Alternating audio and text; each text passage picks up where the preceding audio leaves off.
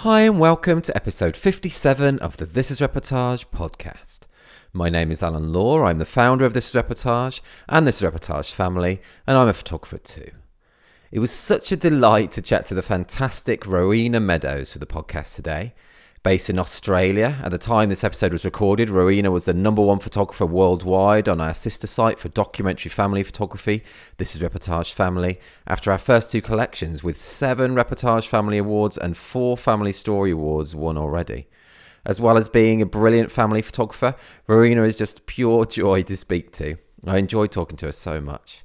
Tune in today as Rowena talks all about her background in psychology and its effect on her photography, top tips for documenting families, table tennis, why it's important to not only photograph the happy moments, day in the life sessions and tips for getting families to feel at ease, her COVID rainbow photo series and jigsaw puzzle, the story behind one of her specific Reportage Family Awards, and much, much more. Hey Rowena, how you doing? Hey Alan, I'm doing really well. Has anyone ever told you that you have an incredibly audible smile? Oh, no, they haven't. No. I don't mean that to sound creepy, but I can literally hear you smiling even when you're not talking. I like it. Even when I'm not. That's funny. Not talking. That's a weird way to start a conversation. But hi. Oh, hi. And thanks you for saying that. That's really lovely. That's really nice. And I am smiling. We're not seeing each other here now, but you are correct. I can hear you smiling. Well, it's so lovely to talk to you already. We were chatting just before starting this, and you just made me laugh so much already. So I'm really looking forward to this. It's great. I think we're both so nervous. We're just being total dicks already. So dicks together. Yeah. Hashtag. We can have to discuss that afterwards. That doesn't sound good. We should stop ourselves. This is spiraling. It's way too soon. It is, isn't it? It is way too soon. Like 1 minute in. That's but Rowena, thank you so much for joining me. It's awesome to talk to you. You're oh no, that's an honor for you to be on here. Thank you. And you're in Australia, aren't you? Yeah, I'm in Melbourne. Yep, down the bottom of the world in Australia, fresh out of lockdown. Oh yeah. So you've had like a really full-on long lockdown, haven't you? Yeah, we did 3 months of our second lockdown was 3 months, a really, really strict, hard lockdown, which we've been out of for a few weeks now. And we seem to have eliminated, well, I don't like saying that, but we've had 10 days in a row of 0 cases in our state. Oh, wow. That's great, isn't it? Really weird. Yeah, we're still under some decent restrictions, and we have to wear masks everywhere, but it's promising. It just means we're going to be stuck on this little island for quite some time while the rest of the world has so much virus until there's a vaccine anyway. But it is good. It's mad, isn't it? I know I've been following your news religiously and feeling bad for the lockdown you guys are going back into or are back into. Yeah, I mean we're in it at the moment, but it's not nowhere near as long as what you've gone through. I think that must have been super tough. How have you found it? You know, like business wise and like mentally wise, how's it been for you? I'm kind of a hermit, like an antisocial hermit in many ways to start with. But I mean, I haven't had any work. I had no work. Like I wasn't allowed to work for most of this year. But I did my first job last week, and I didn't totally fuck it. I mean, I'm not sure yet, but it's going to take a little while to get the confidence back in lots of ways. But I coped okay. I did a lot of reading. I played piano. Played table tennis. Oh yeah, I was gonna ask you about that because that's one line in your bio. You mentioned how you have a desire to dominate every person you meet at table tennis. Especially you, because I just looked on your website and I saw that you have a little bit of a hankering for table tennis as well. I love it. It's my favorite game. Yeah. Are you any good? Are you good? Well, I used to play a lot when I was. Don't let's be honest. Don't be humble. Well, I'm okay. I don't know if you've heard the 9 Dots Wedding Photography Conference that's in London every year, but they hold it in a place called Bounce, which has like 18 table tennis tables, and they have yeah, I know, it's so good because you watch the talks and then you play table tennis in between the talks. It's so good. Oh my goodness, but they also they also have a tournament, and I've won that the last 3 years. It's a doubles one, but I have won it the last 3 years. Oh, I have a feeling this conversation will eventually end in me beating you at table tennis somewhere on this earth. Are you good then? Are you good? I'm pretty good. I mean, I haven't found anyone to beat me yet, so I oh wow, it's a challenge. Take what you want from that. No, I mean, I have big brothers, and I spent my entire youth, the whole decade of the 90s actually, being thrashed and punished every single day at every sport, particularly table tennis. And I'm actually grateful for those thrashings now, because they made me the table tennis player I am. Did you have a table at home? Yes, and yes, I have a table here, but I'm a bad sport. I need to. I'm working on my temper, but I do love it. It's my favorite sport. It's my only sport, really. Oh, and me, that's true. Oh, I love it. I played when I was about 11, and then played in like little kind of tournaments, and I used to play in a league every week and stuff. But then I went. Well, I'm okay, but then I went like 20 years. We've got a table now, and it's just the best thing. And I'm like teaching my kids to play. Well, not teaching them, just playing with them a bit, really. And it's such a great sport for kids as well to get into, I think. It is. My kids have big tantrums, but it is good for them. But we got a table tennis robot. Oh, I want one. How is that? Is that good? It just spits the balls out and you put a net up the other end of the table, and you can just like hit 200 balls in a couple of minutes. That's proper cool. Can you like control what kind of spin it puts out as well? Spin. That you can control the speed and the direction and everything like that. I'm not sure if you can control the spin. I'll have to check that. I do need to work on my spin. That's cool though. Before getting a table as well, I used to play table tennis in virtual reality as well, because I didn't have a table. Very sad and wonderful. It's fun, and you can even play it with. You can play it with other people online as well through virtual reality. So I was playing like someone in Sweden or something. It's really good. Are we going to do it then? Yeah, we should do it. Have you got any virtual reality? We could do like proper England-Australia match. We need to buy something, some gear. Do it, and then we can play. That'd be fun. Okay. All right. Well, I think we probably don't want to bore people with our table tennis and nerdery anymore, but let's do that. Let's do it. Okay, let's do it. Right, you have a background in psychology, I believe. Can you tell me about that and your journey, to documentary family photography? Okay. Yes, I was a fully registered psychologist back, like 12 years ago now. And I worked in that for a couple of years before I had a family, and then I didn't go back after that. I came to photography via a cake business. Oh, wow. Cool. Called Eat a Rainbow. And I only made those layered rainbow cakes when you cut them open and there are all the different layers of the rainbow inside. Oh, wow. Cool. That's the business I had. And I only made that one cake. I couldn't do anything else. And very specialized cake business. That's cool, though. Very niche. Yeah, really. And then, so I did that for about 5 years, and then about 6 years ago, I picked up a camera and taught myself, and I started shooting documentary family style work, predominantly day in the life. And since then, I have also started doing some commercial work, so taking the skills and the philosophies from documentary family stuff to brands who want to have authentic kind of family storytelling imagery. That's cool. It's cool, yeah. It pays a little bit better than the family work. Oh, does it as well? Yeah. Is that what you did last week when you said you were finally shooting, or was that a family shoot? Or?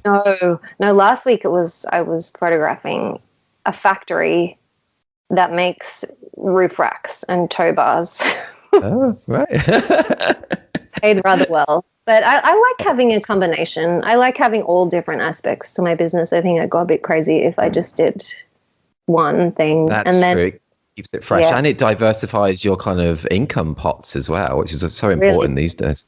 So important. And then I also had last year I had a photography conference in Miami that I ran with my friend Bleemy, who lives in America, for documentary family photographers. But that Oh yeah, the storytellers. Is that the storytellers photo conference? Isn't it? It is. Yes. Yes. Cool. We And didn't have. I was going to ask you about that. You Well, didn't have table tennis, no? No, we did. I booked a resort that had one table tennis table by the pool, but we didn't have 18 tables or whatever, like at the one, and we didn't have a tournament like at the one you were at, but it was still good. It's still okay. I bet that table was popular though. That table must have been. It popular. Was with me, yeah. Yeah. I was going to ask you about that. So now you mention it, it's good to ask. Anyway, yeah. So how did that come about? You founding that? You know, what's the story of that? It's pretty silly, actually, because I haven't been to a photography conference or a conference or run an event or met my business partner. She, her name's Bleemy T. She's a documentary family photographer in Wisconsin.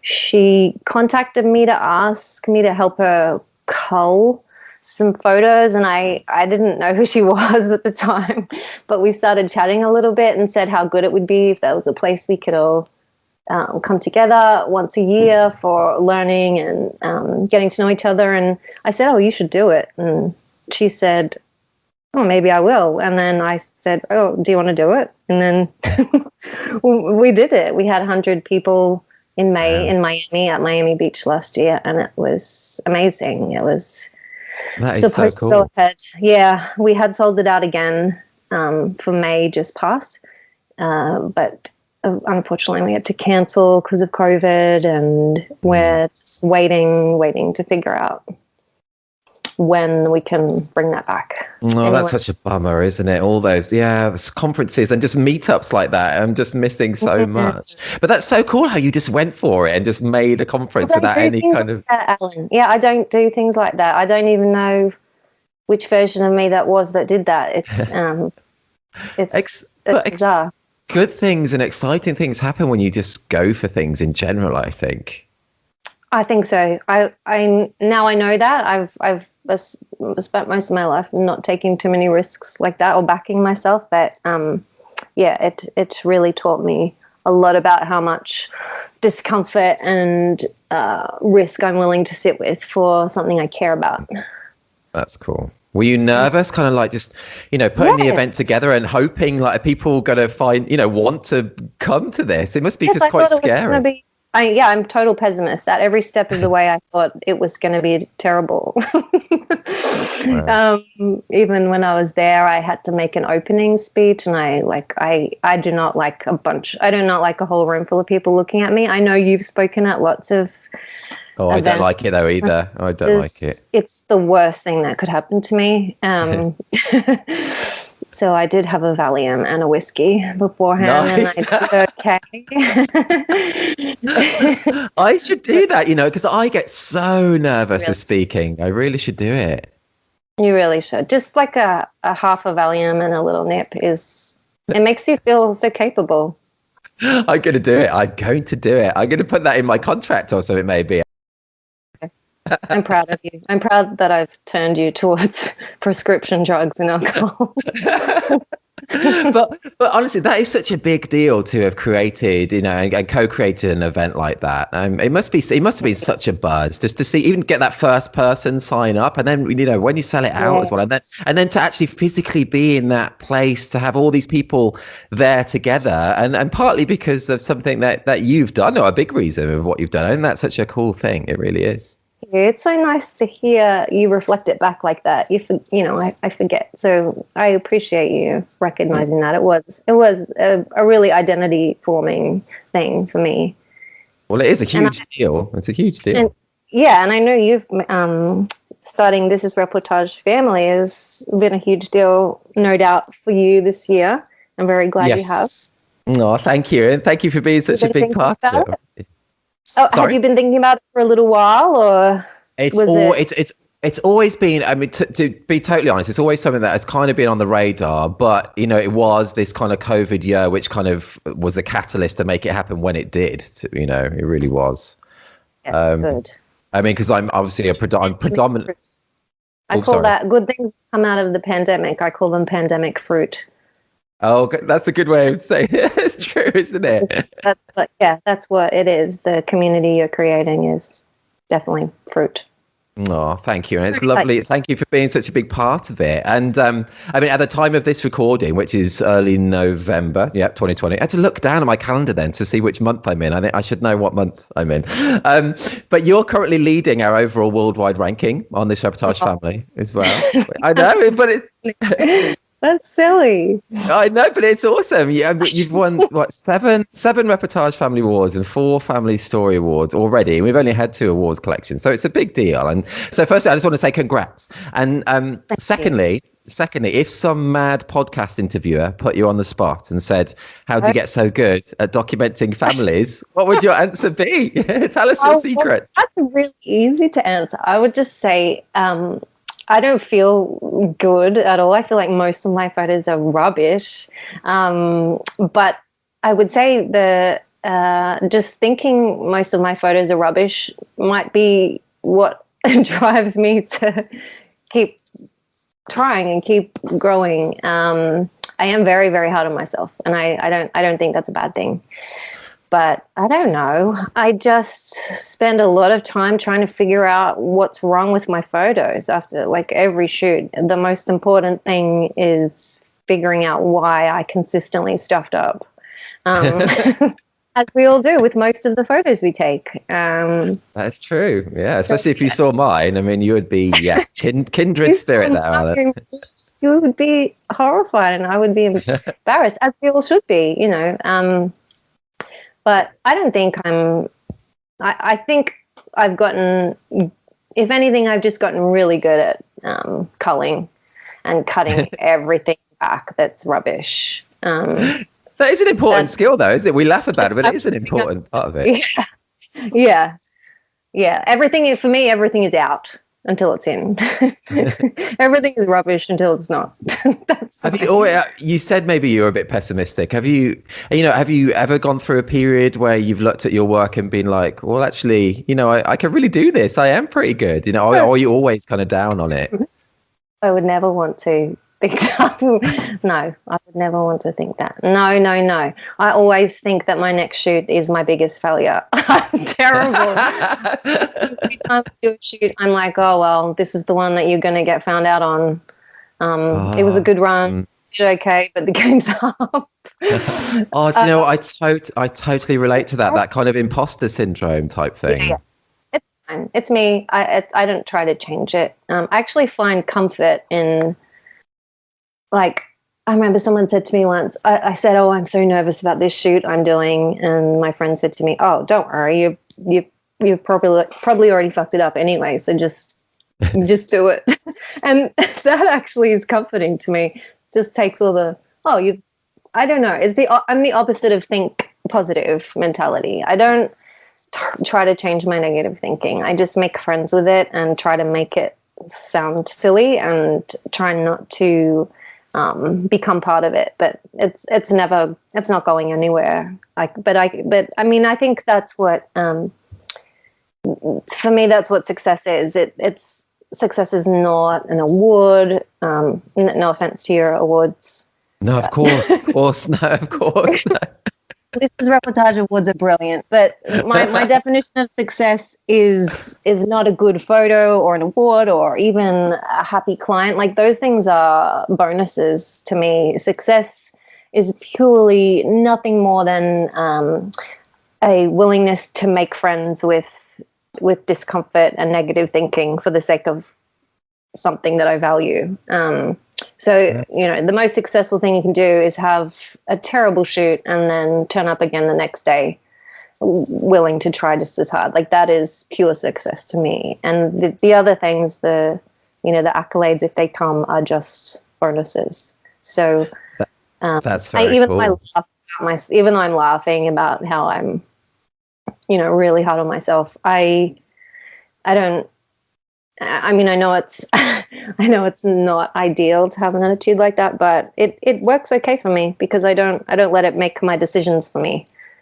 Well, yeah, well, exactly. And it's proper acceptance with who you are, and it means that and the thing is, you're not quitting. Like a lot of people will just kind of quit, No, but you're getting to the next shoot, and you're aiming to be better than what you were last time, and it keeps you just strong and getting better, I guess, as well. it really does. And it keeps, it's nice to have low expectations of yourself as well. Like that way, if you get some good photos, you're like, oh, bonus. Yeah, I didn't totally screw it up. I hate when I'm like, I hope this podcast isn't being listened to by potential clients. You're not going to share it. You're not going to share it now, are you? I think it's kind of reverse marketing sometimes helps, because people are so used to hearing this, over exaggerated faux confidence and they don't buy it. So I don't try to sell it. That's proper cool. Have you always been like that? And that's a real confidence in yourself, really. And a lot of photographers start and they have to think, I have to be doing it like the photographer down the road. I have to project this kind of massive confidence, and like I'm so good at what I do. Did you ever begin like that, and then you kind of transition to thinking more like yourself, or have you just always been yourself from the get-go? I try to find language to market myself that it's hard. This is why it takes me forever to write anything for social media or an email, because it's trying to find that place of being authentic, but also needing to sell myself. And I try to find it. It's a hard mark to hit, but you can. Well, I think you have a perfect balance, because your personality comes across so much in your copy that you write. It really does. So, because I knew this was going to be we've never spoken or never met or anything. I just knew this was going to be a fun interview, because partly from what you write. And what. Well, it's true. Honestly, it's true. And part of that is just you've got at the moment that 1,000-piece jigsaw available of your COVID rainbow series. But I just love the last line on your product page where you say, challenging enough for the whole family to work on, but not so hard that you want to throw things at the wall. I thought that was genius. That's so good. I hate puzzles that are so hard that you hate them and you curse at them and swear at them, but yeah, that line probably took me like 2 hours to think up. So well, it was worth it. It was worth it. Thank you. It's great. I love it. And whilst I just mentioned that, can you tell maybe someone who's listening maybe don't know about your COVID rainbow photo series, and perhaps explain to listeners just what that is, what those images are? Yes. So back in lockdown number 1. I lost all my work, lost Storytellers Photo Conference. I started thinking about families spending lots of time together exclusively in their houses, and I started to think a little bit from an anthropological perspective about how when individuals spend a lot of time together in groups, they sort of can blend in, become like each other, and their identities merge a little bit. And I thought this up in the shower, and I came out and I said, I want to take a photo where we're all wearing exactly the same color, because I thought that might be a way to represent that sameness that can come from spending extended periods of time together. And did your family think you're mad, or is that the kind of well, no, they just used to that. And usually they would be quite uncooperative, but I think like they felt sorry had lost all my work, so they did agree to do it. And a pity gig. It was a pity gig for them. Okay, Mom. A pity gig, and they thought it was just a one-off. And I kind of thought it was a one-off too, but then there was an element of togetherness and bonding over it, but largely there was high conflict, and it was rather unpleasant at times. And like the neighbors probably heard us, carrying on it was shot in the driveway. So basically, for 7 different colors, we found whatever we could in the house and dressed all in one color for each photo. We had props to match the colors, and weirdly, it went kind of low-level viral on the internet, which I still don't really get why, but it got shared like 75,000 times on Facebook, and I got like 40,000 new Instagram followers in like a week. Wow, that's amazing. It was weird. And anyway, so I in the second lockdown, I got the pictures made into a puzzle for my kids to do. They didn't give a shit about doing it, by the way. I just did it by myself. Have they completed it at least once? Have they done it? They didn't care about it. They think the whole thing is like, even my 13-year-old daughter thinks it's a bit embarrassing. Some parents from school have bought puzzles, and she's like, "Oh, Mom, that's so cringe." And it is a little bit. There's something a bit cringy about selling puzzles with, my face on it 6 times. But strangely, when I posted the video of just the one puzzle that I bought for my family, a bunch of heaps of people started asking me if they could buy a puzzle, and I thought, well, I'm not working at the moment. I haven't got any money coming in. I'll take what I can get. So I ordered a couple of hundred of them, and they've been going to all different parts of the world. That must be really quite surreal for you. It's proper cool, but quite surreal. Proper surreal or proper cool. Yeah, it's bizarro. If you had shown me this puzzle this time last year and said you will be selling this puzzle with your face on it 6 times to people around the world, I would just have laughed at you. I could never have expected or predicted anything so weird. No, and great. No. Yeah, and great as well. It's proper cool, proper unique. And if anyone's listening to this now, I'll include, go ahead to thisreportage.com or thisreportagefamily.com, and I'll include a link. It'd be a great Christmas present, that jigsaw puzzle. It'd be a great. I'm going to send you one. Oh, I'd love that. I would love it. And talking about it right now. Honestly, that'd be ace, and I would do it. Funnily enough, me and my family at the moment are doing I think a 500 Super Mario jigsaw. That's just that we do day to day. So that would be cool to do your 1,000-piece one. Yeah, give it a go. Puzzles have kept me sane this lockdown. I don't know what I would have done without them. So I'm going to send you one. Oh, I'd love it. Honestly, that would be awesome. Right. Let's change tack slightly. Okay, let's do it. Okay.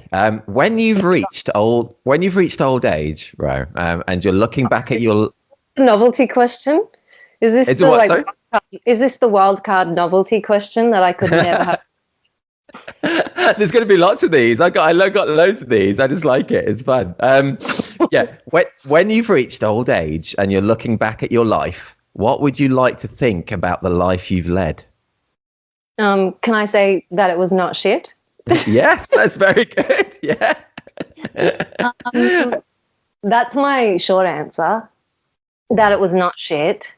What would I like to think about the life I led? Well, that's pretty simple, and I pretty much already said it. I just would like to think that I made myself uncomfortable for the things that I valued, and that I let my values make my decisions for me, and nothing else.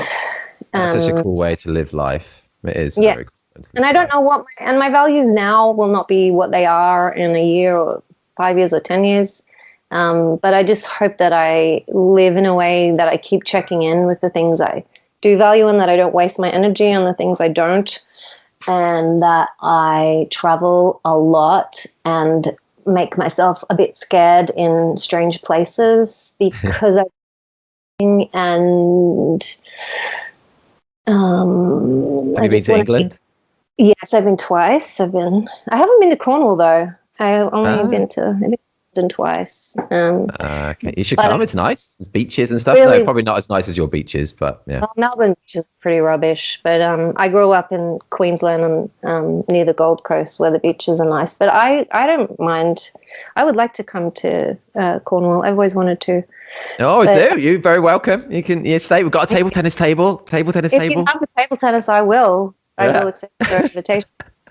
I may humiliate you, but we've got to play at some point, Ro. In some time in life, we have to play. Australian, we owe it to our countries because of our long-standing sports rivalry. You can play for England, play for Australia. Yeah. Okay, we'll do it. We'll do it. No, but honestly, I think that's a great way to think and to live your life. It really is. It's awesome. I'm going to go on to something slightly different as well. Do you have a favorite? Do you have a favorite joke? Oh shit! No, I don't. I can never remember. I do, but I'm one of those people that when I hear a joke, I immediately forget it. Yeah, I only have like a couple in my head. Come on. Well, just one that I always think of is I'm not going to. Oh, what is it? Oh yeah, how do you find Will Smith in the snow? I don't know. How do I? You look for the Fresh Prince. That That's is bad, terrible. isn't it? But I like it. Yeah, I know. Great. It was terrible and it was great. Yeah, I loved that show in the 90s. I was a big fan of that after school. Yeah, it's cool, isn't it? It's cool. Yeah. I'm going to do another quick fire one. Well, it doesn't have to be quick fire, but what would be your last? What would be your last meal on death row? Ooh, Macca's. What? McDonald's. Did it say Mac? Oh yes, I love it. Are you? Macca's here. Do you call it Macca's? Yes, we do sometimes. I do said markers at first, then, so I was just confused. But Macca's also not very cool. But I love cheeseburgers so much. That is the best answer. I love McDonald's. I'm always go to McDonald's after a wedding at like 2:00 in the morning. Yes, you have to. What do you get? My favorite is a cheeseburger, and I get chicken nuggets and put the chicken nuggets in the cheeseburger, and it's called a McGangbang. You're welcome.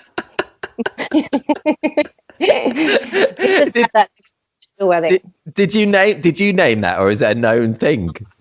Yeah, I think it's a known thing. I think a friend.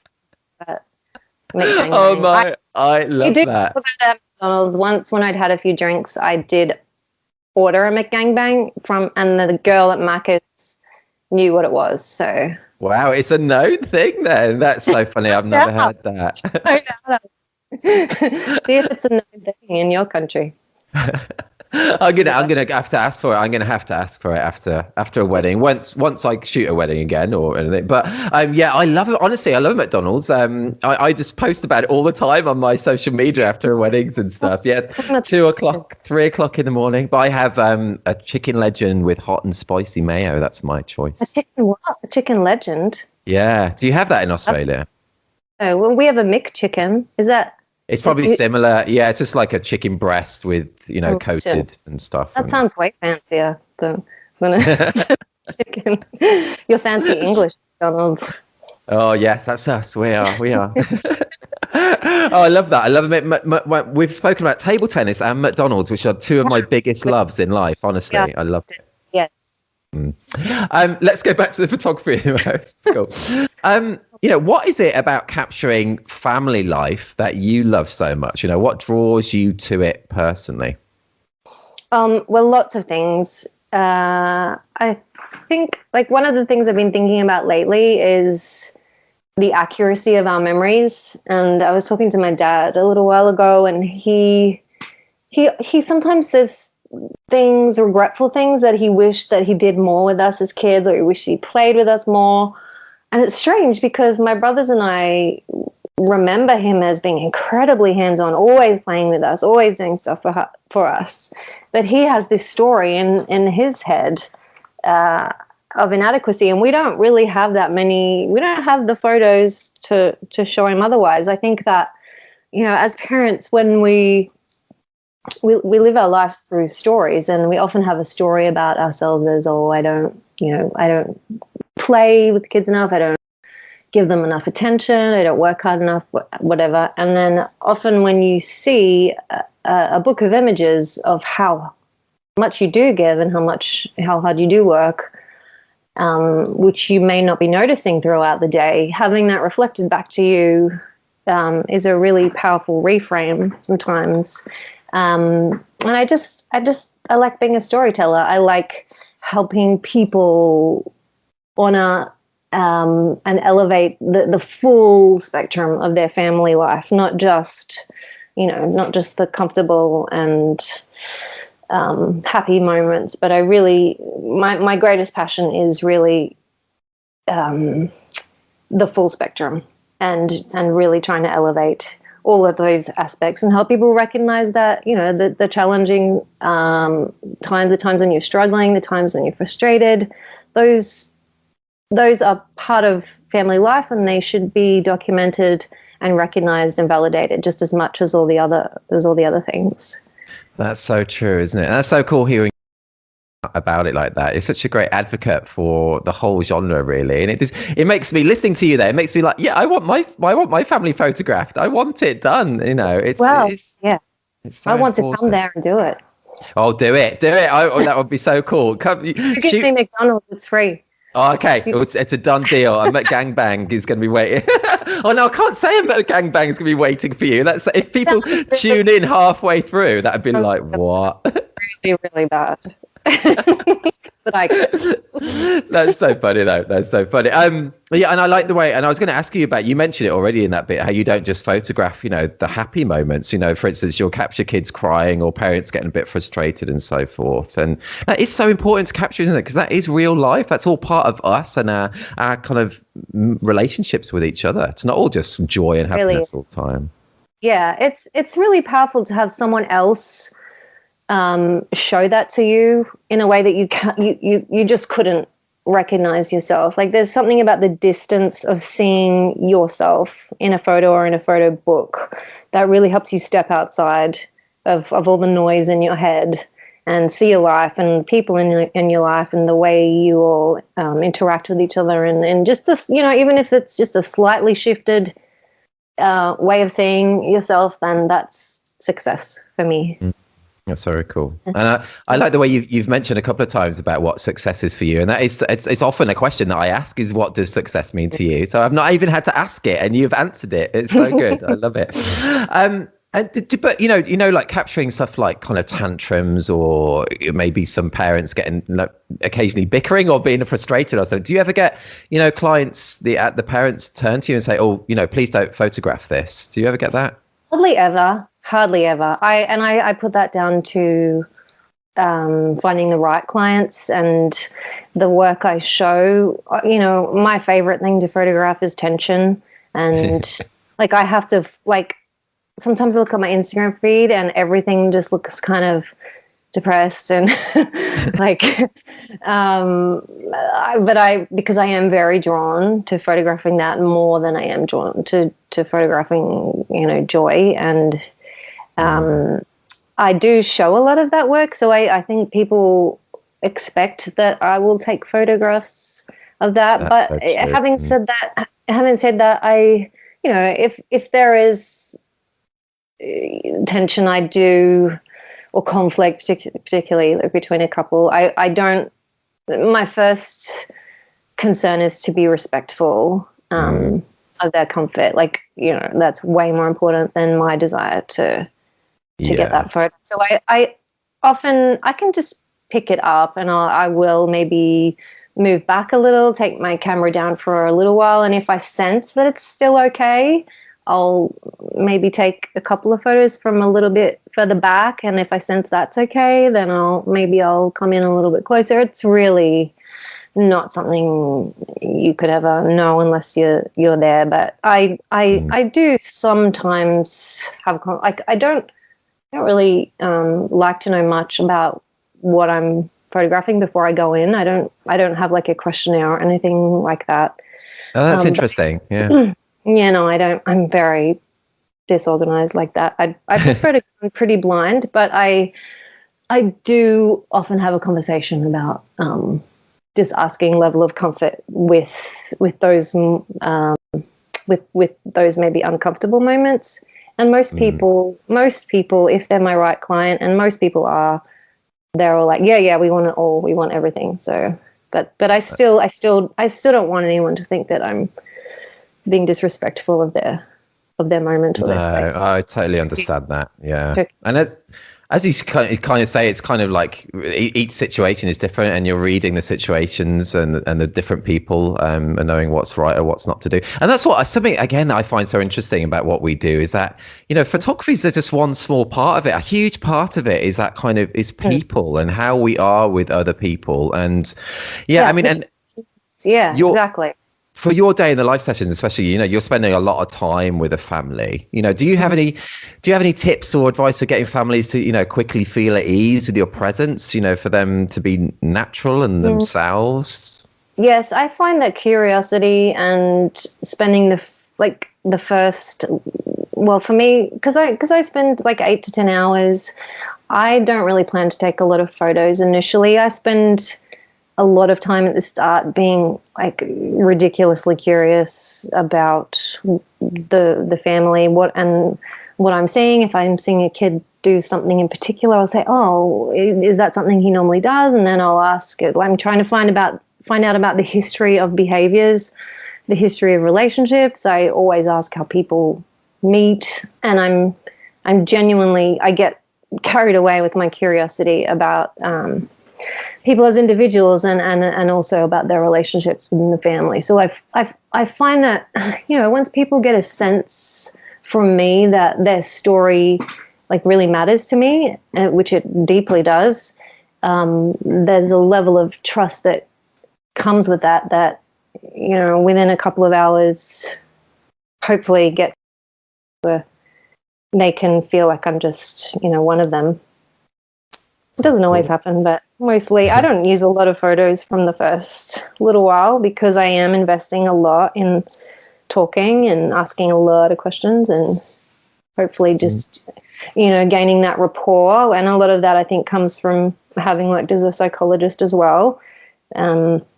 That has set me up well for developing rapport quickly. Yeah, that must have helped, I guess. Yeah.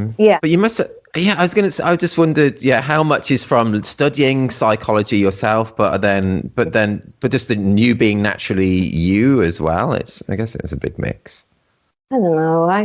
I do. I mean, even though I haven't worked as a psychologist for, 12 years, I have never stopped reading the articles and the textbooks. It's still just as much a part of my life now. I'm just not counseling people anymore. So I do think that matters. There's a quote from one of my favorite photographers, Sebastião Salgado, I think, and a young photographer asked him what his advice was for photographers starting out, and he said, go out and study philosophy, sociology, anthropology, psychology, invest your time in studying those things. Anyone can kind of learn the ins and outs of how to work a camera, but those wider fields of study are what will make a good photographer. So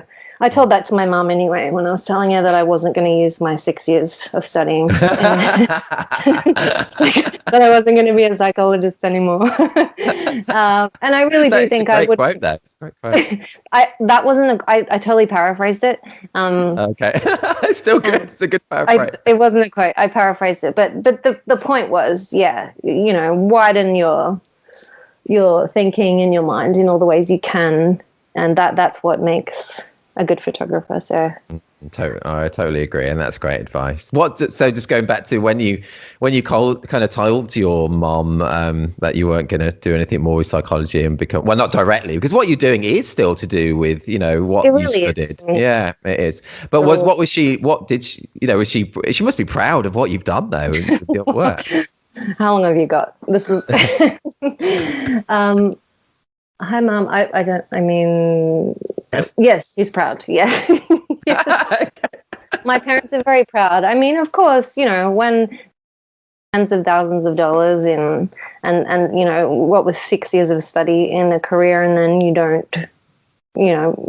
don't use it anymore after a year or two of doing it. Of course there's parental concern, but they are proud. They're proud of me, and they were proud of that I did the storytellers photo conference. I think that was really the first time they really realized that I was, invested in taking this career seriously. So that was nice. Oh, that's proper cool. That's lovely to hear. It is. But also, as you say, you did 6 years, but as we just said, you are still using all those skills that you learned in what you're doing now. You really are. All the time. The type of the type of psychology that I was practicing is called narrative psychology, and it really the theory underpinning it was that we all live our lives by the stories we have about ourselves and the stories we have about others, and often our brains are primed to collect evidence for those stories we have, and we don't even notice or encode a lot of the events that don't fit with those stories that we've decided are true.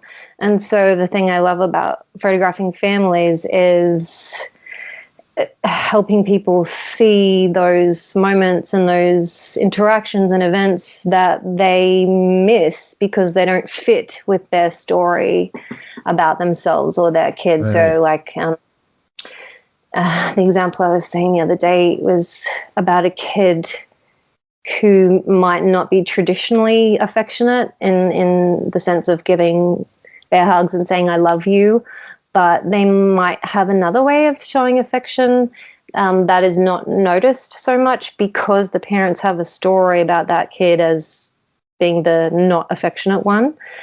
And then, so if I hear parents say something like that about a child, I'll then file that away and deliberately try to notice ways that child shows affection that might not fit with the stereotypical idea of affection. And so, little things like that, that definitely comes from my psychology background. I really do try to document the stories I hear parents telling me, but I also try to look for exceptions to those stories as well to show them like a slightly shifted, just to widen or thicken their idea about themselves and people in their life. It's I'm rarely successful in this regard, but that's the ultimate for me.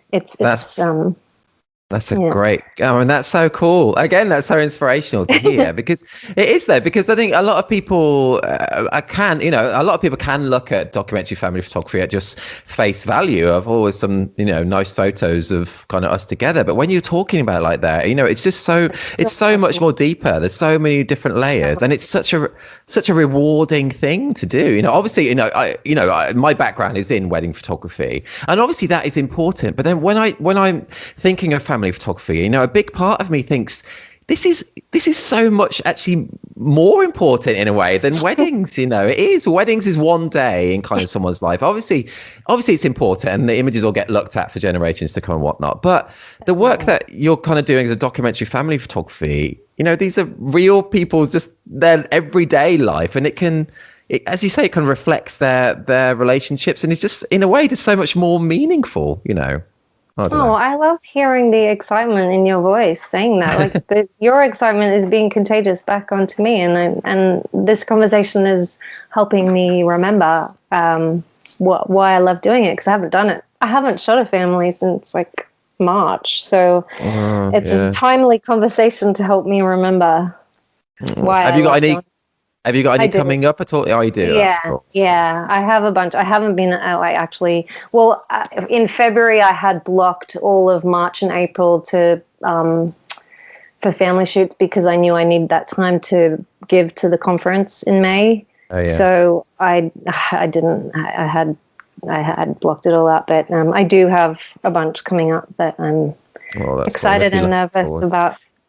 Yeah, I was going to say, are you nervous? Because the longer I go between... I'm pretty sure I know I'm going to screw them up, so it's fine. Oh, yeah. I love that. That's so cool. Yeah, it really works. Right, let's change tack again slightly. I guess it's kind of linked to what you've just said, but have you ever made any really memorable mistakes at all? Oh, I bloody hope so. Anything that springs to mind specifically? I love hearing about people's mistakes, not just because I'm kind of some weird sadist, because I make them all the time. I just find it very interesting. Oh, Jesus. I mean, I don't know. I mean, I just know that I make mistakes like constantly in every single shoot, like all the time. Cool. And I actually know that I can't get to the photo I want to make until I make a bunch of crappy ones. Like I hope to make lots of mistakes. That's a great way of looking at things. It is, though. Yeah. It really Yeah. is. Like I make lots of mistakes. Like I say dumb things and like make people feel awkward, and like I say inappropriate things a lot. But I try not to do that in my shoots, but I do. Like It's just you, though, isn't it? If you didn't, then you'd be doing like a censored version of yourself, and then it wouldn't be you. It's just so good. No. I've always think in life in general, let alone business and photography, that doesn't matter. Well, it does, but just in life in general, it is so important just to be you, whatever that is. Yes, So. we all just need to desensitize ourselves to imperfection and just accept that we are constantly fucking up everything all the time, and then we'll all be fine. Yeah, that's so true, and maybe and it is so true, and I totally believe that. And maybe I should have that in my mind more, and then I'd just be kind of less nervous about things. Like obviously, I was nervous about starting this talk with you, and I'm nervous for each shoot and stuff. But then, if, as you say, if you have that in your mentality, that maybe this is going to be awful, or next time you get nervous, you just call me up, and I'll reassure you that you're definitely going to screw it up, and then you'll be fine. Okay, I'm gonna do it. It really works. Oh my god! Oh, right, so funny. I won't be putting out a self-help book anytime soon. Let's go. I love it. I'm loving this. One of your specific Reportage Family Awards that I love is of a girl. She's like in semi-silhouette on a kind of rope swing, I think it looks like. And she's like beautifully composed between the tree branches and the bright blue sky. I love it. It's such a great shot. Can you tell us about that shot at all? Yes, I lay down in some dirt. I was not dressed for laying down in dirt. It was windy. I had a dress on, and like it was blowing, but I didn't care about it at the time because I saw that tiny. For me, the first thing I'll notice when I see something good is the background, and I'm like, okay, well, how can we make this clean?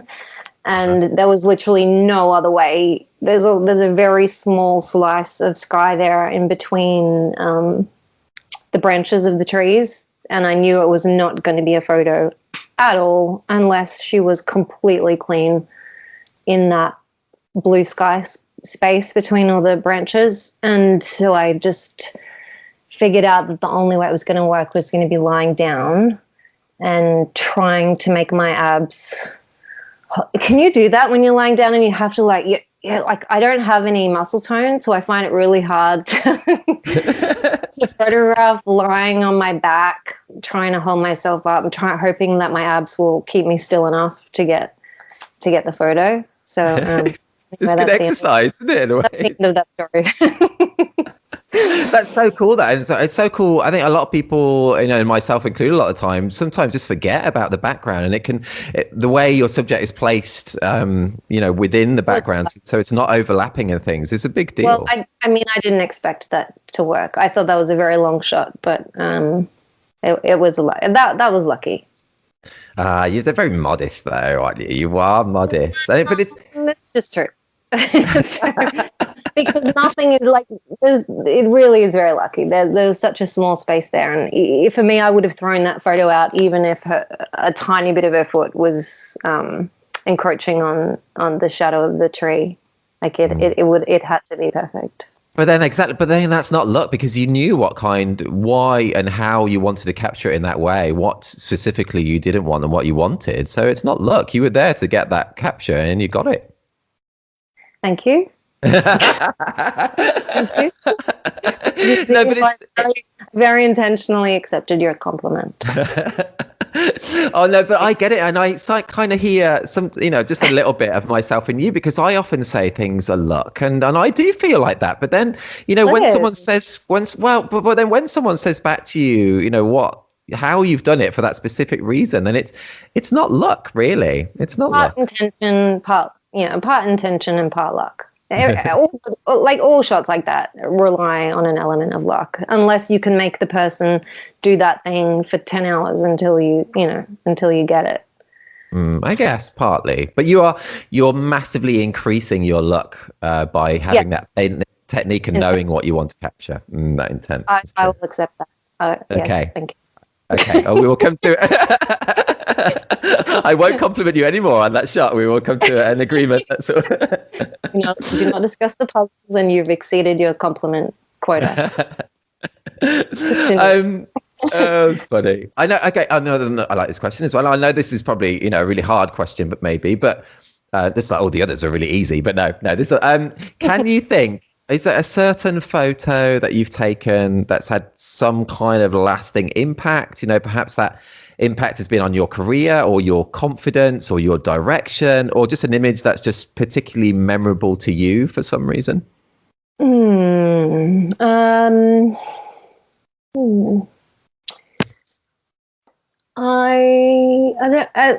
Yeah. So a few years ago, I started to make portraits, and I know this is reportage. It's okay. You're allowed. Can I? Okay. No. Well, I've been working a lot on incorporating documentary portraits or environmental portraits or whatever you want to call them into my sessions, and it's the only time where I do pause and give direction and feel that real sense of exchange and collaboration with the person who's letting me take their photo. And there's one photo of like a teenage boy looking up at me from in a pool, in a swimming pool at nighttime, that I took maybe 2 years ago. And it was really, it really had an impact on me because it was the first moment where I really, like that kid was in a family, and when I'd gotten there that day, like maybe 8 hours earlier, I think the little sister mentioned something like, "Oh, my brother doesn't really want you here," or something like, not many teenage boys really like the idea of 8 hours of family photography. Yeah, it's true.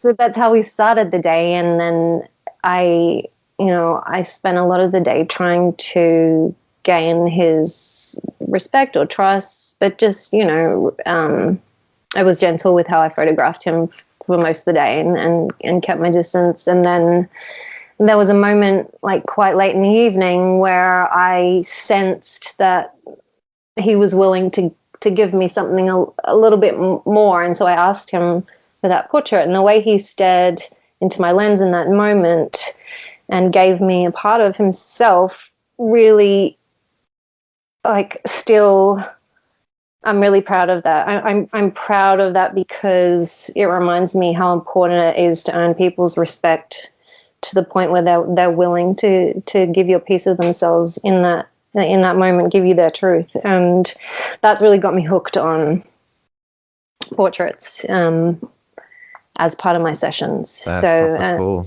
I don't ever want to forget the importance of gaining people's respect in that way and making them feel like they're part of the process with me. That's proper cool. Oh, it's so lovely to hear you talk about that. Like that. Yeah. I love that. Thank you. Thank you for asking. It's cool. Thank you for making me recall. Do you have a photo like that, Alan? Oh no! This is that you can't ask me. No, you can't. Oh, I did. But it's funny you saying about that kind of like a portrait there. I did a family shoot. I was very lucky, and my only family shoot that I've done this year was like 2 weeks ago. And there's one shot that does stick to mind from that shoot. Actually, I know it's recent, but it's a shot where the girl, I think she was about 7, and she is looking directly into the camera, and it is a portrait. She's very camera aware, but it's such a striking image to me. I'm just recalling it now, and obviously with reportage we're not focusing on that side, but it's something that we all capture in our family shoots. And yeah, it's funny you mentioning that because that sticks with me. I want to see this photo. Yeah, you have to show me the photo. And also, like it's something really beautiful. It sounds like in that moment she looked at you and very intentionally decided to give you that portrait, and the rush of that gift will never fade for me. It's so beautiful when that happens. Yeah, especially when it's not expected. Especially, if you had to work to gain the trust to get it. Yeah, even more rewarding. Yeah, you have to show me the photo. You have to send it. Okay, I'm gonna do it. And we'd love to see that one you spoke about. I could include it in the post if you're happy with that, so people could see. I will. Well. Awesome. I will. Right, I'm just looked down. It's like this has flown by. I'm not going to keep it much longer. It's nearly an hour already. It's awesome. I've so enjoyed it. So much fun. Me too. Oh, good. I really enjoying it as well. I've laughed so much. It's been awesome. Me too. So before I go, I've got time for one more question. Okay. Let's going to make this one. Yeah, what would be your top tips? I do like some top tips ones. I think it's good. And you're so knowledgeable, so that people would be lovely hearing what you're saying. But yeah, what would be your top tips for people just starting out in this kind of documentary family photography industry? What would be your top tips for them? My top tips, where possible, is to get the length of time. I know when I first started, I did 12-hour shoots, and like I used to do 7 to 7 or 8 to 8. I think when you have the luxury of time, even if you're doing it for free or not charging as much as you should for your time, like if you're starting out, like just giving yourself permission to have stretches where you're not shooting, where you're actually fully invested in trying to understand people's story and asking questions and gaining their trust. If you have the luxury of that time, it just makes such a big difference. Whereas if you're starting out with like a 2-hour documentary session, it's really you kind of like, you don't feel like you can put your camera down and stop shooting to get to that place of trust and understanding. So, I know it's hard to convince people to pay for the longer hours and to have you there, but if you can, get the longer shoots. What else? And just think about, I think about a lot of my photos, like, movie scenes, like what is the stage? Where is the light? Where is the clean background? Which elements of the story do I need to include or exclude? Do I need this element of the story to elevate that element of the story, or is it just a distraction? You just need to be constantly asking yourself those questions, and be constantly. You have to be able to criticize your photos. So you have to take the photo, look at the back of your camera, and recognize what's wrong with it. And I think the only way you can really get good at doing that is by listening to hours and hours of critiques from photographers you like. If you listen to hours and hours of critiques, and you can pick and choose from what you're hearing and make that into your own critical voice in your head when you're looking at the back of the camera and recognizing what's wrong with your rubbish photo. That's really, working on your inner critic is probably the best thing you can do. And I think that the best way to do that is by listening to critiques, and just be curious. I really think trying to hear people's story is the most important thing. Proper cool. Well, I've just been. You can't see me because we don't have a video feed, but I've just been nodding this whole time. It's just such great advice, Rowena. It's so good. Nodding. I can hear you nodding, and I can hear you smiling, and in a non-creepy way. It's very encouraging.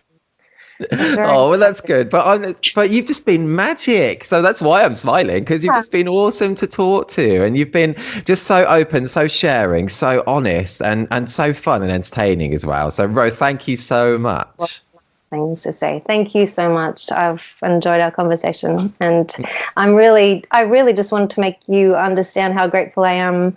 When I saw that, because I've followed This Is Reportage for some time.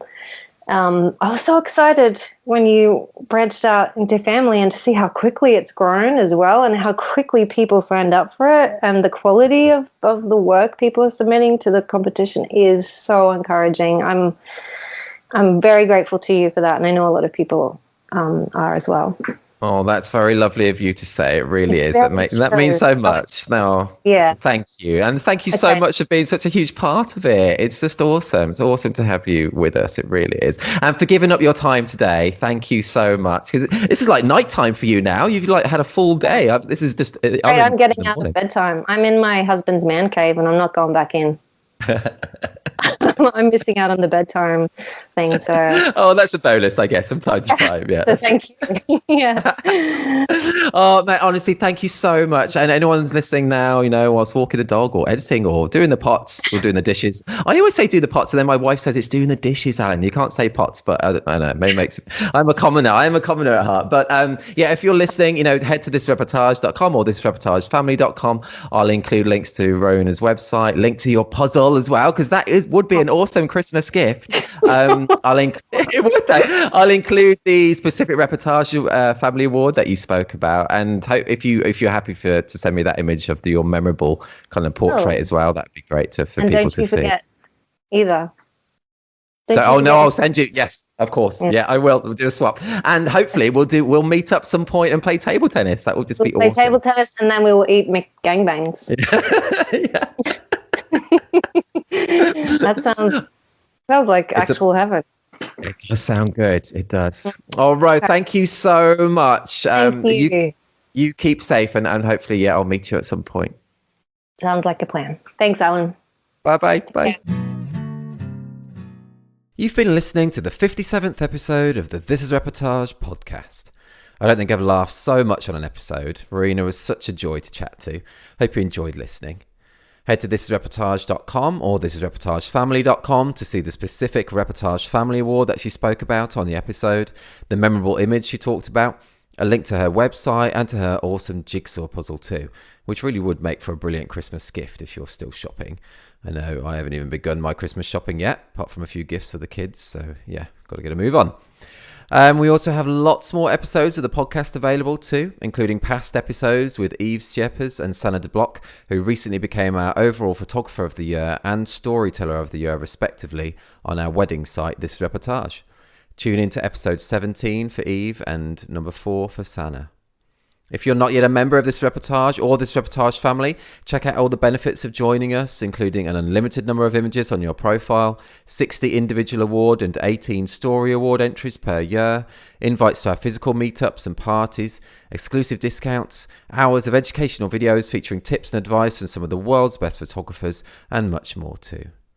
At the time of this episode's release, which is 10th of December 2020, we're just a couple of days away from seeing who will make our family top photographers of the year list. We revealed the list for our wedding site a few days ago. Results will be revealed very soon. After that, it will be a whole new year of awards. Submissions will be open for our very first collections of 2021, and the deadline is the same for our wedding site, This Reportage, and our family site, This Reportage Family. Submit by 23:59 GMT on 24th of January 2021. No poses, nothing staged. This is Reportage. And this is bye for now.